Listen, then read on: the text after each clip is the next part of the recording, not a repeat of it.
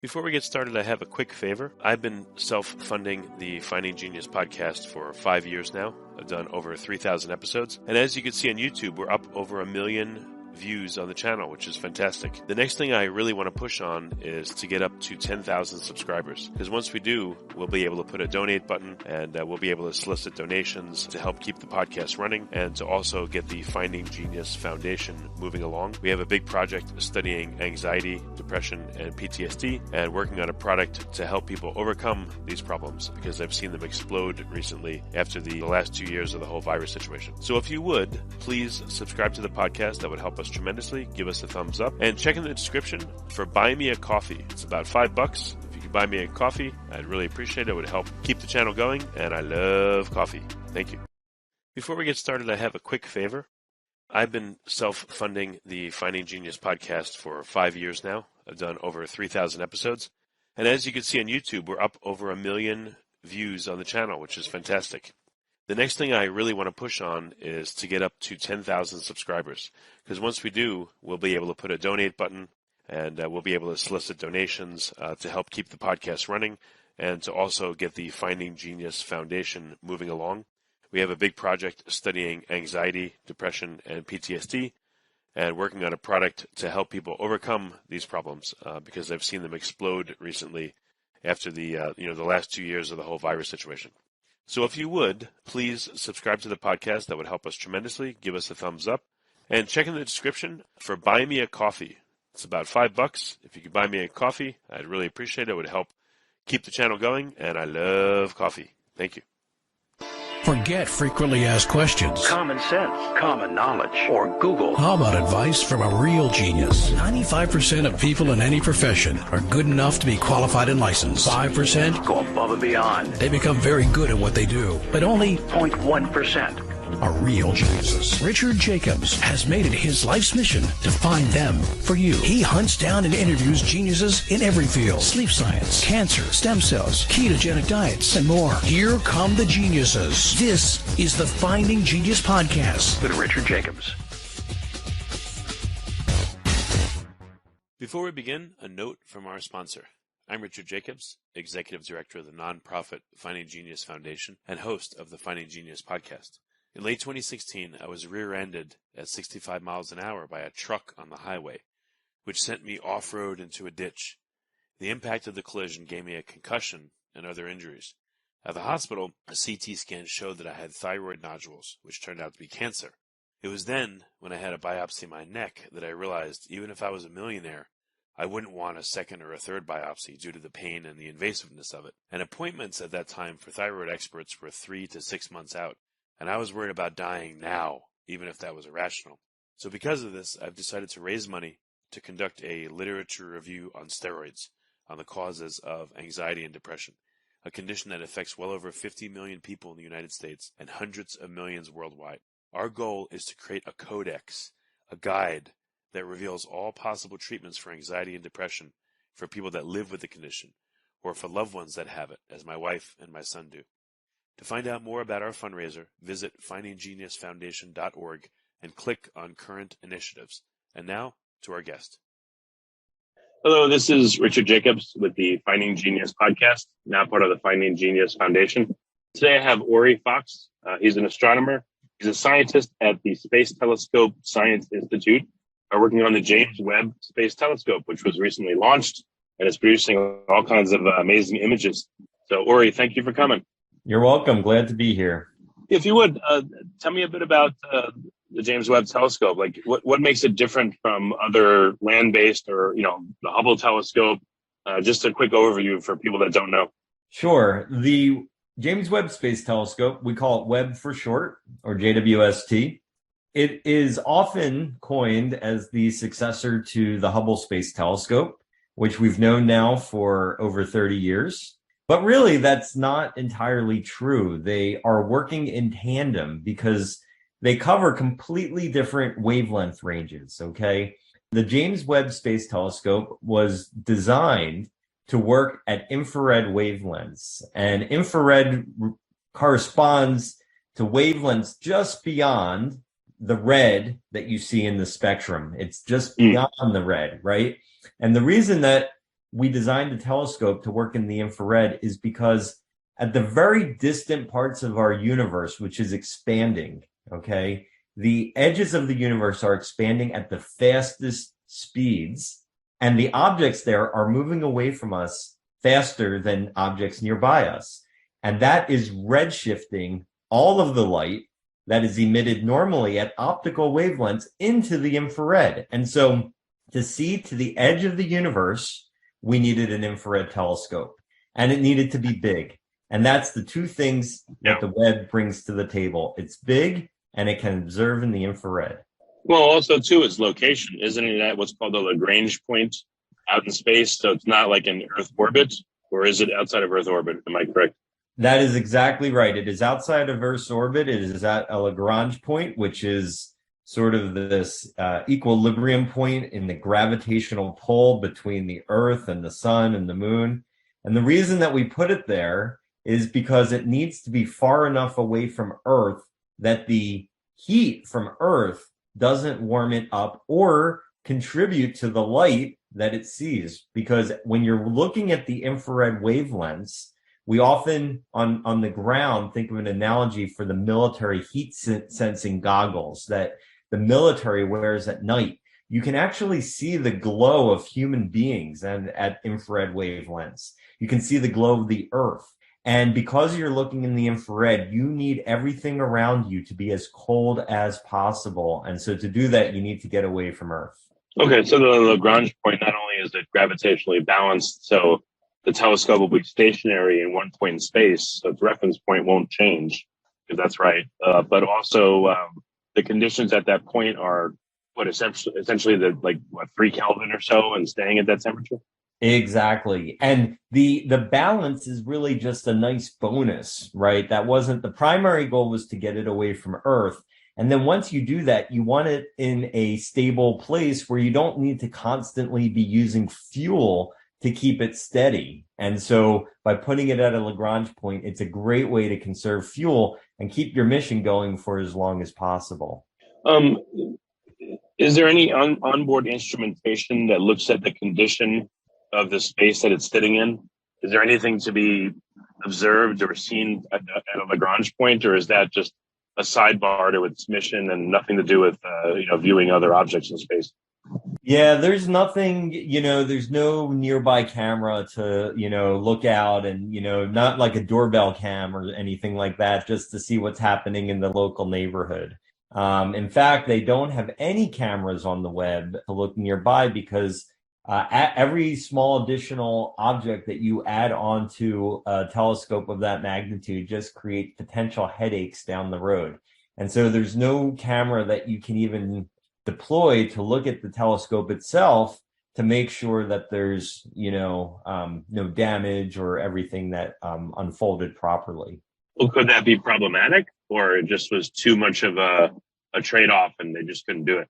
Yeah, they debated this for years, like all things, and they decided it wasn't worth the risk. They had enough sensors, and so that they were able to sort of create a virtual display of every single component at every single time using all these sensors. And you know what? We don't need to worry about it anymore because the whole thing unfolded. It was a 6-month commissioning and unfolding process, and everything is working great now. And so at this point, I guess if, there is a problem going forward, it's sort of, we can still use these sensors, but, we're at this place of equilibrium where all the moving components that we really need to worry about are within the telescope and the instruments and not external anymore. Yeah, no, that's great. I know this is getting into more physics than just the telescope itself, but you said the edges of space, the edges of the observable universe are expanding faster than, let's say, what we'd see here locally. Any reason that anyone's figured out as to why? What is space expanding into, or why is there this difference in the expansion rate? Yeah, it's an awesome question. And so, whenever I like to tell stories in astronomy, I like to tell a little bit about the history, because I think it's really important that listeners understand the way science works, right? And this goes back to a guy named Edwin Hubble. Okay, that's why this guy got a telescope named after him. And what he was doing back when they started building telescopes big enough, you have to realize, this is just incredible. 100 years ago, in the early 1900s, we, as a community, as the world, did not really understand that there were galaxies outside of our own Milky Way galaxy. And it wasn't until the late 19-teens or early 1920s that it really became accepted that galaxies are outside of our own Milky Way. And a guy named Edwin Hubble started studying these galaxies one by one as he started to discover them, okay? And what he found was that when you looked at the velocity of a galaxy and the distance of the galaxy, they were correlated. What that meant was the further something was away from you, the faster it was moving. Now, the clear conclusion from that is that our universe is purely expanding, okay? Now, it's not complicated. Everyone uses a balloon analogy. I prefer a cookie analogy. If you are baking a big cookie and you have it on your oven tray and you have a row of chocolate chips, and you measure the distance between all the chocolate chips, let's say it's a ½ inch, and then you put it in and it bakes and the whole cookie increases in size by maybe a factor of 3. Well, all of those chocolate chips are apart from each other by, a factor of 3, but the chocolate chips at the end are apart from the other chocolate chips at the end by more. They're moving faster away from each other just because of the geometry of the cookie. Each chocolate chip is moving by another ½ an inch, but when you multiply that all together across the entire chocolate chip, the two chocolate chips at the end might be expanding away from each other by, 20 inches or something like that, right? I'm just making up some numbers here, but the point that I'm trying to get across is that there's nothing complicated about this particular physical mechanism. Now, fast forward to the 1990s. They were still doing the same experiment that Edwin Hubble was doing back in the early 1900s. And what they found was that the plot that Edwin Hubble made was no longer linear when you got out to further and further distances. And what they concluded from that was not only was the universe expanding, but it was actually accelerating. And that's when they coined this new term called dark energy. And we don't know what dark energy is. We do not know really why the universe is accelerating. There are a lot of different possible theories out there. And we are building a new telescope called the Roman Space Telescope that's going to be launched in a couple years that will hopefully constrain a lot of the different possible scenarios. For now, the Webb is simply going to be looking at some of these different galaxies and stars at the very edge of the universe to start building up some of the science that will eventually also be done by the Roman Space Telescope. Before we continue, I've been personally funding the Finding Genius podcast for 4.5 years now, which has led to 2,700 plus interviews of clinicians, researchers, scientists, CEOs, and other amazing people who are working to advance science and improve our lives and our world.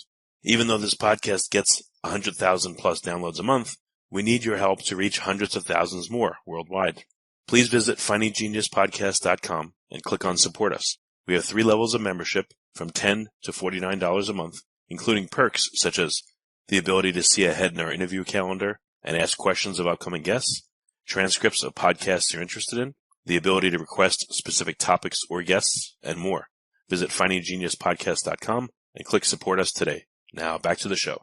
So if you were to put James Webb and Hubble side by side, what makes the James Webb, quote unquote, better? What are the metrics?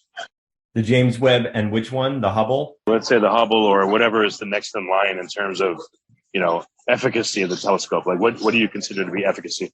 Yeah. So the key here is not the resolution. A lot of people think a bigger telescope means better resolution. And that's true if you're comparing the same wavelength. But the Webb, as I mentioned in the beginning, is working at infrared wavelengths. And infrared, because it's a longer wavelength, by default, creates a worse resolution image than optical wavelengths. And so to get the same resolution as you had with Hubble in the infrared, you need a telescope as big as the Webb. The Webb is 6.5 meters across, whereas the Hubble Space Telescope is 2.5 meters, okay? And so you don't win on resolution, but what you do is you open up the ability to observe in the infrared. And like I said, that's a whole new ballgame, because there's all sorts of astrophysical processes, not just things that happen at the end of the universe, but there's all sorts of other infrared processes that occur, such as dust emission in, newly formed planets, or you might have stars when they die, they explode as these huge supernova events, and we think that they're forming dust, but we've yet to confirm it. And so this is the building blocks of solar systems and planets and Earth where we are today. And so we really want to understand where that dust comes from. And so the infrared just is going to allow us to do science at a wavelength in a way that we've never done before. And it's going to revolutionize basically every field in astronomy. Would there be any point for the Hubble, let's say, to focus on a particular point of space, and then for the Webb to do the same, and then overlay the images? Because you're getting, visual data, and then you're getting infrared data from the James Webb. Would that do anything to enhance an image? Yeah, 100%. And so, like I said in the beginning, they're really designed to work in tandem, because there's a lot of different questions that we have that need both the optical and also the ultraviolet. The Hubble observes in the ultraviolet, but also the infrared. So for example, one of the questions that we try to answer in astronomy is, how did we get here? How did the universe form? Where did we come from? And there's two important parts of that question, and that is, how do stars get born and die, and how do galaxies form and die? And we really need to understand, all aspects of the life cycle of stars and galaxies to understand how humans got to where we are today, and how we have our own Milky Way galaxy and our own solar system. And one of the big questions that we really just don't understand are, what were the galaxies doing, when they were young, when they were first forming? And to do that, you need a complete picture of what the galaxies look like. And so when you look with Hubble, right, you're only covering half of the wavelengths that these galaxies are shining at. And so you only know half of what's going on. And so to get that other half of the story, you need all the rest of the light that's coming out. And so we definitely already have plans to look at these newly born galaxies with both Hubble and the James Webb Space Telescope at the same time. What are other wavelengths that will be advantageous? Is there such a thing as an X-ray telescope or a gamma ray telescope? What else? If you can have your wish and throw a bunch more telescopes out there, what would they be able to observe? Yeah, so there's all sorts of other. Okay, so the wavelengths in astronomy cover all different possible regimes. They like you said, there's neutrinos. Okay, that's all the way at the one extreme end. There are gamma rays and X-rays and ultraviolet, optical, infrared, submillimeter, radio, right, and microwave. And there are teams working on building telescopes across all of these different wavelengths. One of the next big missions that I think the community is interested in is studying the ultraviolet. We have had ultraviolet telescopes and X-ray telescopes before. These correspond to the highest energy particles that come out in astrophysics. It's very hard to generate a high energy particle, but the things that do are just some of the most exciting objects, like black holes or supernovae or gamma ray bursts or tidal disruption events, or active galactic nuclei, all sorts of very extreme environments in astronomy. And historically, we've had very focused ultraviolet and X-ray missions, and that was by the technological limitations at the time. But going forward, because so many of these things that I described are happening in real time, okay, we normally think of the universe as being old and not changing, but things are changing every night in the sky. And to capture a lot of that with these high energy events, we really need sort of like an all sky camera in the X-ray and ultraviolet. And I think that's going to be one of the next big things that really comes along. But like I said, we also have the Roman Space Telescope, which is designed also for one specific part of the infrared called the near infrared.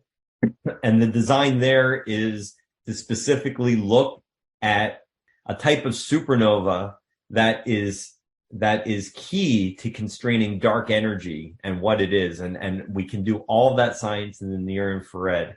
And let's see, what other exciting missions? The NASA just received what we call the Decadal Survey.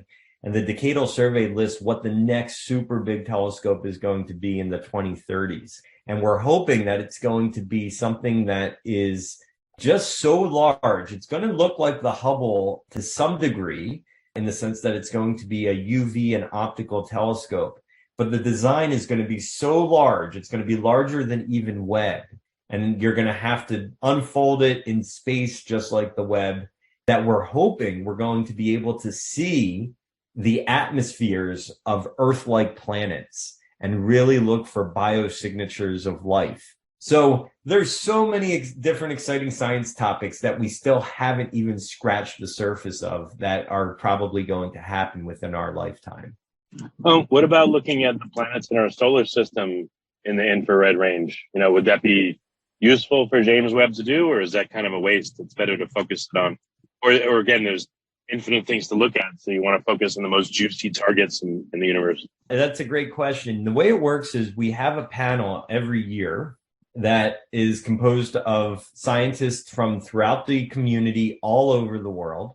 And they review proposals that are written that try to pitch the science as the most interesting. And so really it comes down to each year trying to figure out, what's the most compelling science case.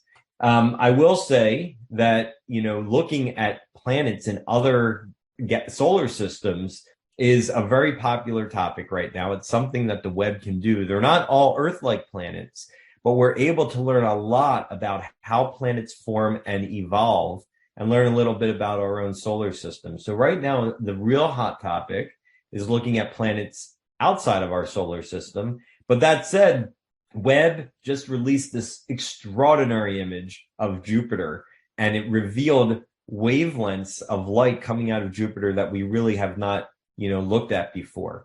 I saw it. It was really cool. It was so cool. Different wavelengths of light come from different parts of the atmosphere. And this is true even for Earth. You can imagine we have all these different clouds, right? When you look up at different layers, and they all have different temperatures. And so depending on what the temperature is of that cloud, the light comes out at a different wavelength. And you're able to probe different wavelengths on our own planets. I will tell you that one of the things in our own solar system that Webb is going to really be great at doing is studying asteroids and large rocks that are just whipping around that we have not seen before up close. And for the first time, Webb's going to be able to track these things and see them at the very edge of our solar system and try to understand the types of rocks that are whizzing by as comets every now and then, and could potentially be, the seeds of life on Earth, billions of years ago. So that's going to be fascinating. But to directly answer your question, sure, we can probably point at some planets and it will be done, but I don't think that's where I think there's a lot of other missions that are being developed by NASA to do up close looks at planets. And I think Webb's going to do some really cool stuff, but each year it's going to, come down to this committee to try to determine where the most interesting science is that year. What about looking at Earth? Would there be any point in the Webb looking at Earth? No, there's nothing that the Webb's going to be able to do looking at Earth. We can't point it at Earth, as a matter of fact. Earth is too bright. It would have to require the telescope to point back towards the sun, which is a big no-no. And so that's just overkill. That it really would not be able to reveal anything new. Oh, and you can't look at the sun either? Would it burn up the optics? Yeah, it would just saturate all the detectors. There's heat problems. We have to keep this thing cold. It would throw off the whole thermal balance of the entire telescope. Is this Lagrange point in the shadow of another planet somehow, or is it again directly in line with the sun?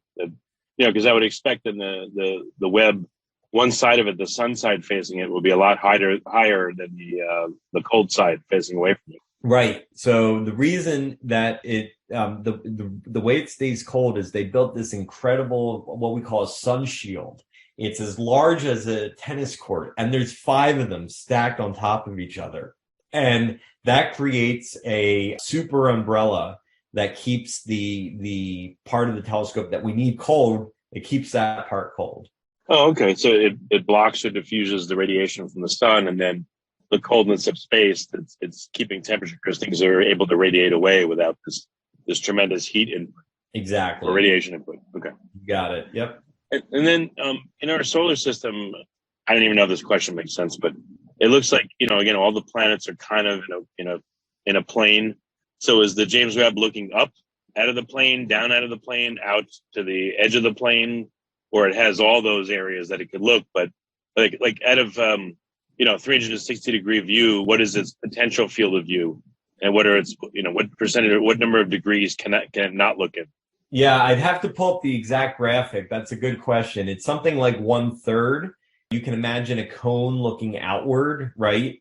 Including the ecliptic, which is where all the planets are circling. And so you create this cone, and you're able to point the telescope up, slightly upward, slightly downward, and then outward. And as the Earth and the telescope move around the sun, you're able to get different areas, of the sky. So if you can't look at anywhere in the sky at any given time, but you are always able to see some part of the sky at least once a year. Is it, some planets are tidally locked? I guess that, one side's always facing the sun.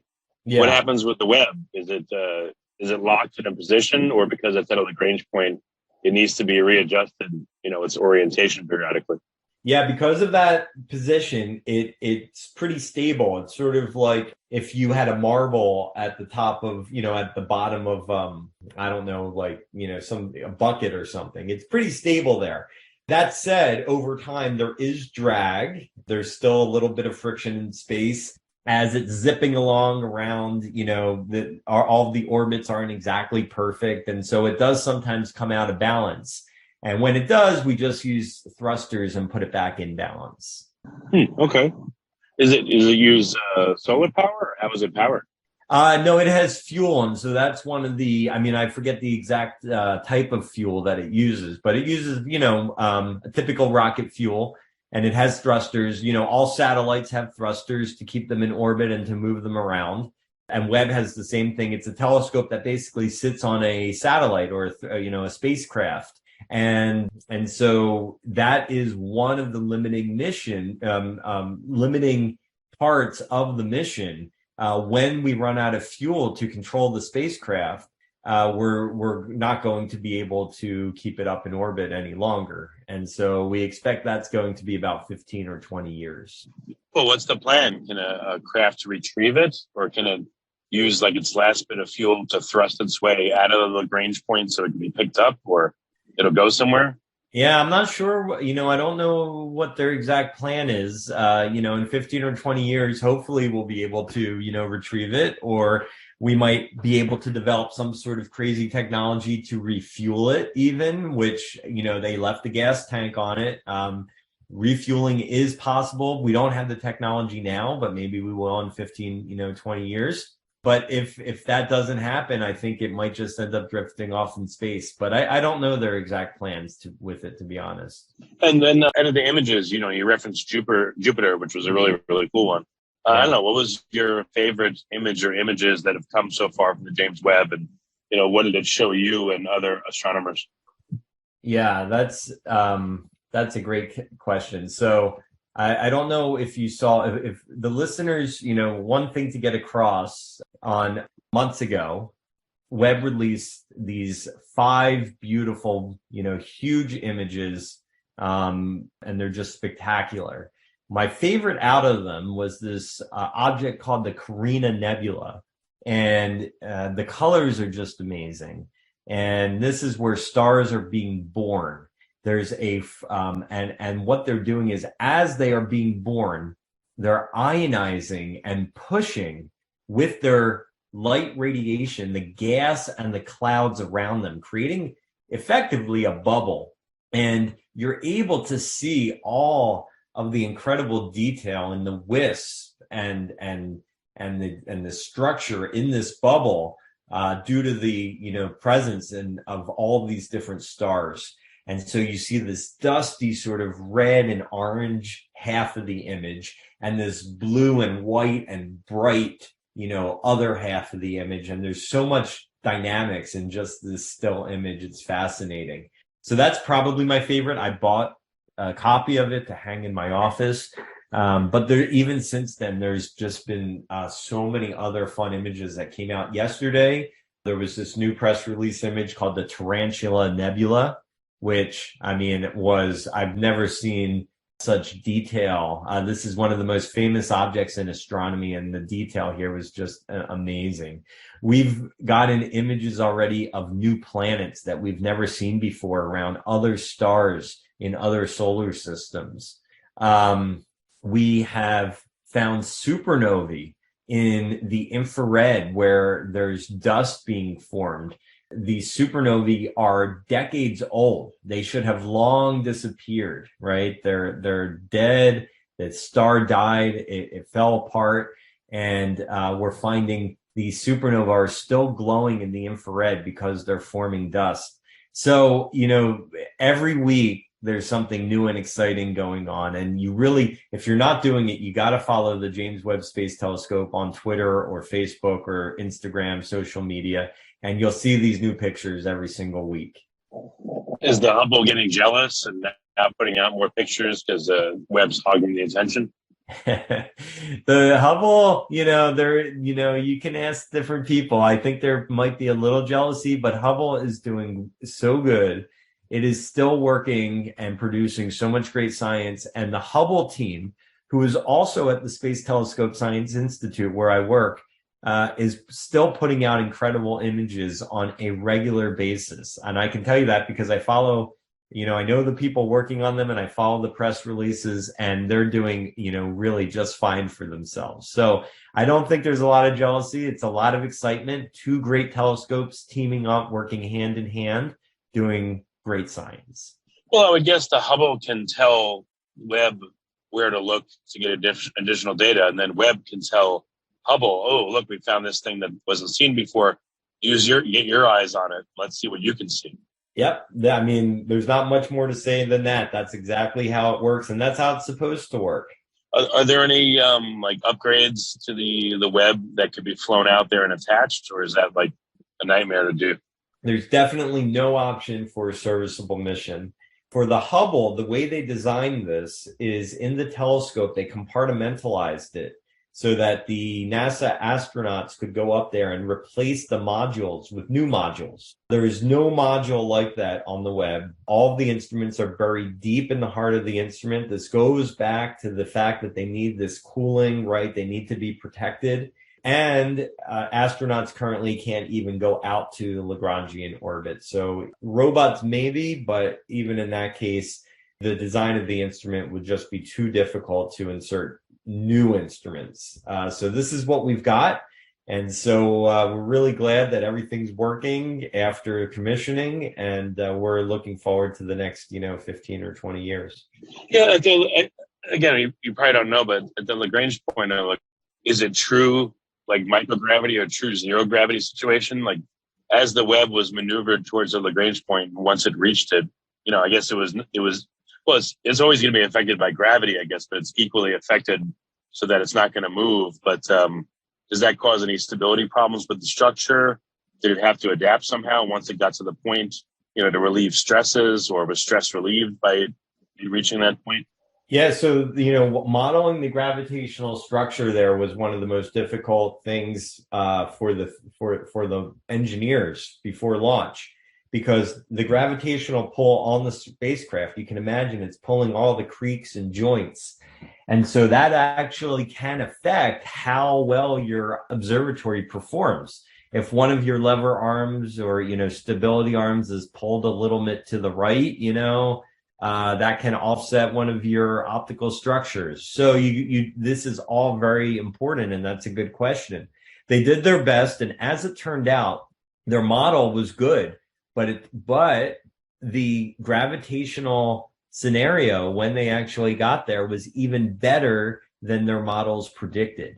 And what that did was it meant that the stresses on the system were lower than they anticipated. And so the performance of the telescope ended up being better than the engineers expected.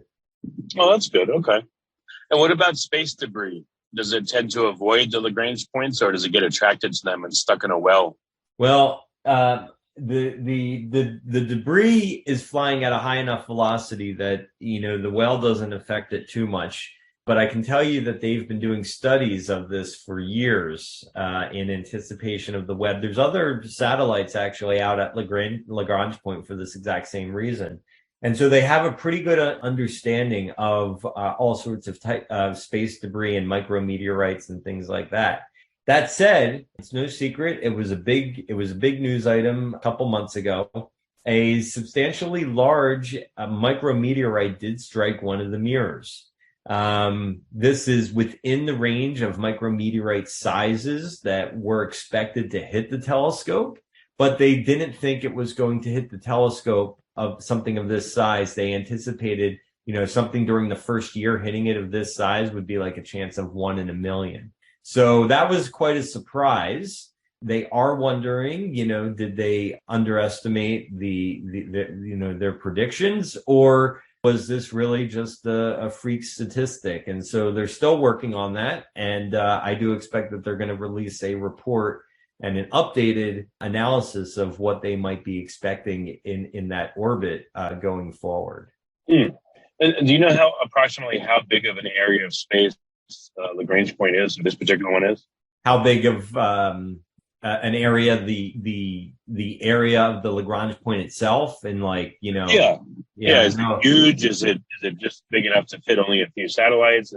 Or is it enormous? Yeah, I really have no grasp on that. I know there's a few satellites there, so it's not like an inch, right? And so I would guess it's probably I would just make up a couple a few miles or something like that, but I really don't know. I'd have to look that up.